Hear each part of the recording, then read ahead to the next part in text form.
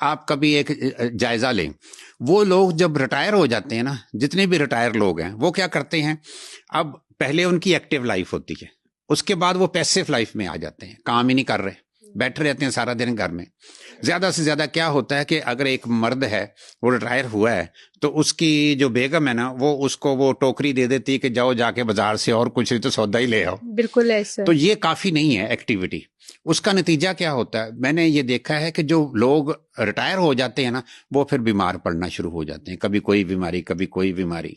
तो उससे वो लोग फिर जिंदगी खत्म होनी शुरू हो जाती है उनकी, बहुत से नुकसान उनमें होने शुरू हो जाते हैं, ऑस्टियोपोरोसिस हो जाती है और जोड़ों की दर्दें शुरू हो जाती हैं, और कुछ नहीं तो शुगर की बीमारी हो जाएगी, क्योंकि बैठेंगे तो कुछ ना कुछ खाते रहेंगे, वजन बढ़ेगा तो शुगर होने के भी चांसेस है, ब्लड प्रेशर हाई होने के भी चांसेस हैं। आप ये देखें, जिंदगी की डेफिनेशन क्या है, हरकत।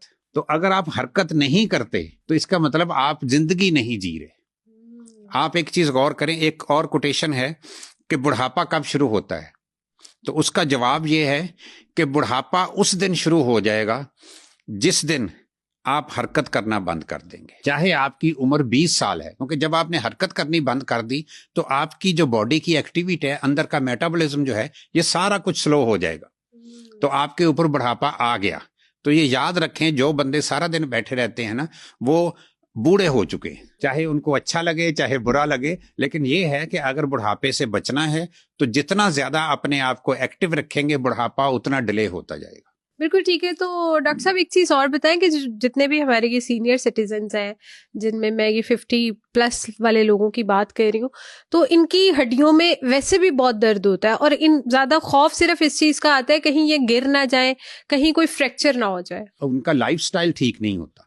जैसे मैं एक चीज और देखता हूँ, बूढ़े लोगों की बात तो चलो दूर की बात है, आप एक चीज नोट करें, जो छोटे बच्चे हैं उनमें दूध पीने का रिवाज नहीं है।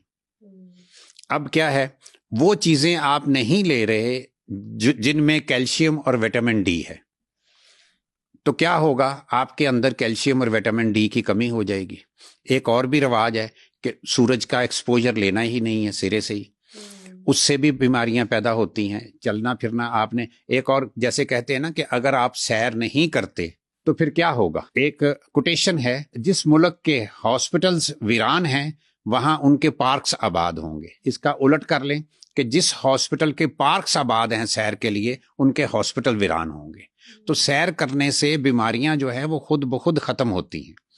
तो ये हरकत करना जो है ना, ये बहुत जरूरी है। एक जो सेहतमंद बंदा है उसको कम से कम मेडिकली हम कहते हैं 3 किलोमीटर रोजाना की वॉक करनी चाहिए।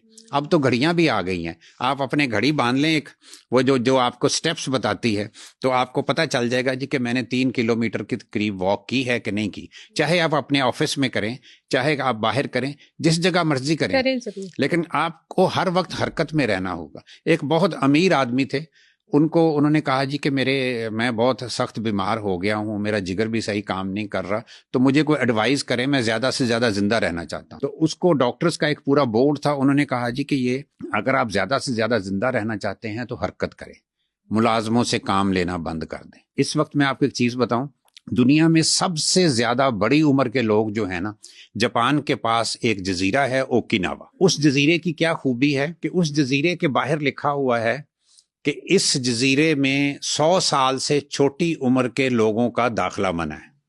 अच्छा। उसमें सारे के सारे 100 साल से बड़ी उम्र के हैं। आप अगर वहां जाती हैं, कोई ऐसा शख्स जाता है जिसकी उम्र 50 साल है, तो वो वहां कहता है जी मुझे यहाँ किराए के लिए एक कमरा दे दो, तो वो कहते हैं जी आप 50 साल बाद आइएगा, अभी आप एलिजिबल नहीं है।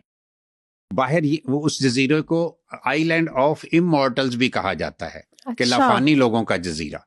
बाहर ये भी लिखा हुआ है कि 100 साल से कम यहाँ पे मौत का दाखिला भी मना है। क्यों? कि वहां 100 साल से कम के लोग नहीं है। अब उनमें क्या चीज देखी गई है, वो कहते जी हमारे मुलाजम ही नहीं है, हम मुलाजम खुद काम करते हैं। तो ये खुद हरकत करना बड़ा जरूरी है। फिर ये है कि एक और चीज उनमें बड़ी जबरदस्त है, हम लोग तो यहाँ छोटी छोटी बातों पे परेशान होते हैं ना, वो कहते हैं छोटी बातों पे परेशान क्यों होना है, दूसरों की बातों को माइंड क्यों करना है, हम माइंड बहुत करते हैं। वो कहते हैं जी आप अगर माइंड हमने किस चीज को करना होता है, दूसरे की गलत बात को, तो वो कहते हैं जी कि गलत बात तो मिस्टेक किसकी है, दूसरे बंदे की। तो उसको शर्मिंदा होना चाहिए जिसने गलत बात की है। आप क्यों माइंड करते हैं? तो उसमें एक बड़ी शानदार, मैंने एक वहां के बंदे से बात की थी, तो उसने कहा जी मैं आपको महात्मा बुद्ध का एक वाकया सुनाता हूँ। मैंने कहा जी सुनाए।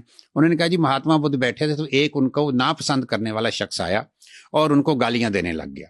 ये चुपचाप बैठे सुनते रहे। उसके बाद उसका गालियों का स्टॉक खत्म हो गया।